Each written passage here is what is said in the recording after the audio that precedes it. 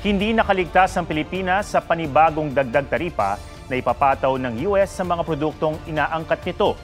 17% ang taripa sa mga produktong mula sa Pilipinas na dadalhin sa Amerika.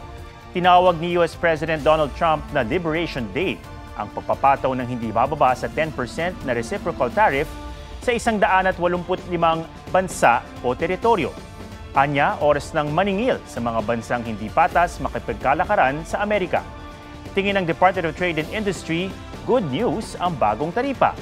Lumabas kasi na isa ang Pilipinas sa may pinakamababang tariff sa Asia kumpara sa Vietnam, China at Taiwan. Kaya posible raw ilipat ng malalaking kumpanya sa Pilipinas ang kanilang mga planta mula sa mga bansang may mataas na taripa.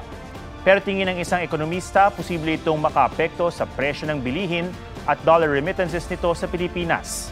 Sabi ng Embahada ng Pilipinas sa Amerika, pinag-aaralan pa nito ang epekto ng dagdag taripa sa tulong ng economic managers ng Pilipinas.